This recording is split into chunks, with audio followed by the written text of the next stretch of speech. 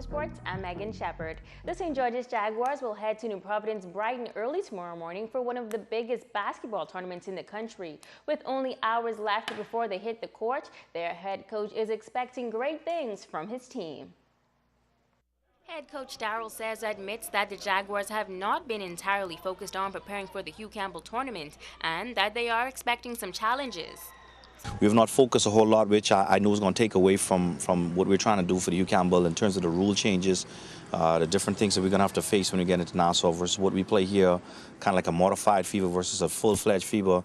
The greatest thing the kids are going to have a problem with is with the free throws. Here, once a free throw leaves the hands of the free throw shooter, you have to wait till it touches the rim over the cylinder. Whereas in Nassau, as soon as it leaves the hands, you can go. The lanes are a lot wider.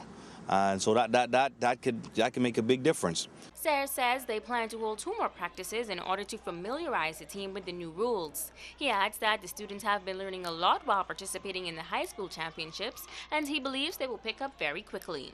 You know, it's the first time St. George has been in the last 3 or 4 years. So, you know, the kids are excited, we're excited. You know, it's been a challenge financially, as usual. That's been the big I think for us not going, one of the big reasons, along with other things. But we're excited. We think we're going to, you know, represent Grand Bahama well, and, you know, we hope we're the ones that could be holding that trophy up Monday night. While there is still more work to be done, Sayers still maintains a positive outlook. He says he is counting on the team's strong suits to help bring the trophy to Grand Bahama. Our strongest point is our inside game. If our guards play smart and they play together and leave the egos at the door, we could compete with anybody. You know, Antoine Bevins is probably the best all-around player we have. Dante Thompson, very good shooter. Keno Russell, you know, he's the one that drives our team. If he starts doing foolishness, we start doing foolishness. He has the ball in his hand 70 to 80% of the time, so he has to be a better extension of what I'm supposed to be as a coach. The cutest set of athletes were over at the Independence Park for their annual Sports Day. Over 25 preschools on the island gathered to compete in various activities aimed at promoting physical activity, sportsmanship, and of course fun. Preschool officer in the Ministry of Education, Violet Stubbs, says the show of support was most gratifying. Today is a beautiful day in the community of Freeport when our stakeholders and our preschools can come together and celebrate with our 3- and 4-year-old children. With us today we have our parents, our grandparents, our godparents, and we are all having a wonderful experience. In the short meter dash, everyone's a winner. Also a little friendly competition going on in the potato sack race. Stubbs adds that she enjoyed the performances put on by the Tiny Tots. We're seeing our preschoolers put into action the skills that they have been trained to do in their various centers.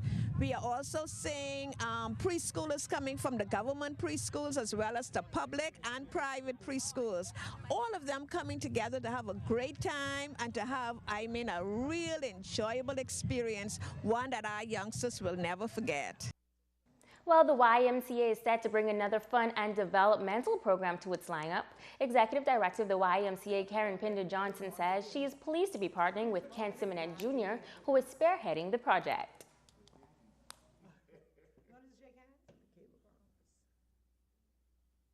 This particular program is extremely exciting because we have a young man, Mr. Kent Simonet Jr., who's on board from Liberty University, who will be doing his intern here, and we're very excited about him coming on board and executing this program with us. He is working closely with our program director, Mr. John Wagus, and we anticipate a very exciting and well-organized basketball program. It's always a great feeling for me when I'm working with younger people. I feel I have so much that I can contribute from an advisory point. So I'm sitting here in this advisory point and just kind of holding his hand and walking him through these things. And one of the things that stands out to me is the excitement and enthusiasm that he has. And so I can assure you that it will be successful simply because of his mindset. Now, the Cable Bahamas Cares Basketball Clinic will kick off on Saturday, February 23rd. Simonet is studying sports management and says he's excited to work along with the students. The clinic will also feature 4 coaches that have made a name for themselves playing high school basketball. We're also excited about the program. We're going to have 6 weeks of basketball. The first 4 weeks are going to be the fundamental drills. We want to do more advanced training compared to what we usually have on a typical Saturday morning program. Depending on how advanced the students are, would depend on how much we would intensify the different drills. And then we would have a 5th and 6th week would be competition play and tournament play. So we just want to encourage the young people from ages 10 to 15 to come out and participate. And before I go, I have to say a special hello to my amazing gym buddies at the YMCA. That's going to do it for sports.